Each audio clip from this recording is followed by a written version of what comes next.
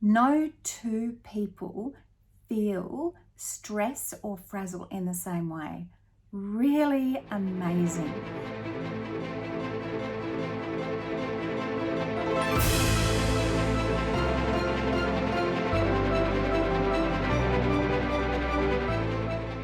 Hi, it's Penny here from NeuroCapability. And something that I'm finding a lot of people when we're speaking are really forgetting things. And that includes me as well. So we thought we'd have a chat to you about what that might look like from a brain perspective and perhaps share a couple of things that will actually help with that right now. No two people feel stress or frazzle in the same way. Really amazing. It affects when we've got, it's what they call allostatic load, and when we're under load, we forget all sorts of things. Our brain can't and doesn't have the energy to actually recall information. So when you go, I'll get it in a minute.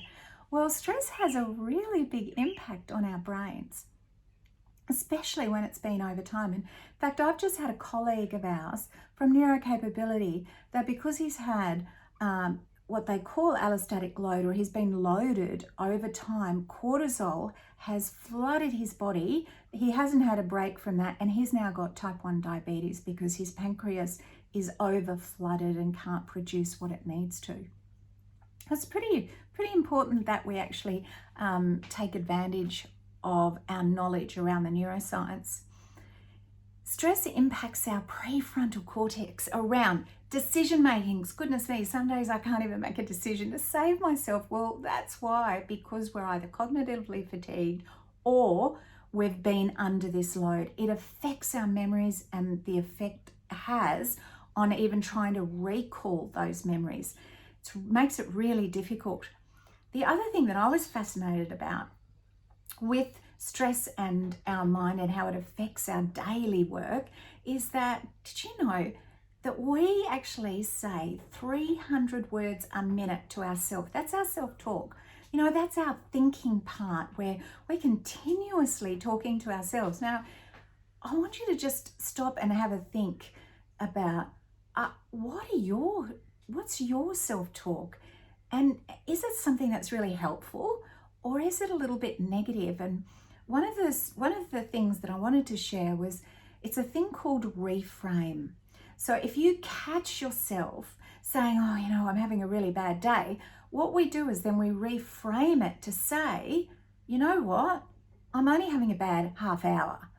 Because the brain is there, it's this big black box that you've been carrying around for years, and the only stimulus that it gets is what you tell it.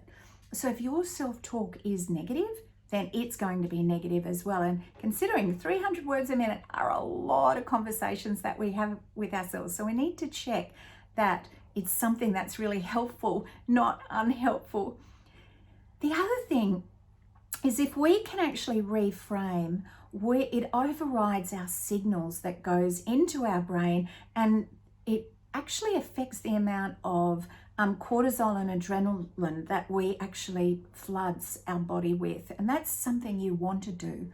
So have a think about what your self-talk is, and have also a think about, is it positive or is it something that we can that might be negative that we want to reframe. And reframing, like I said, it's pretty easy to do. You just have to remember is the biggest thing. The other tip that I'm going to give you is to breathe. When you start feeling that overwhelm, just breathe. I hope these things are helpful. There's a lot of research, there's a lot of science around what we've just shared together. So please do reach out to us. Thank you.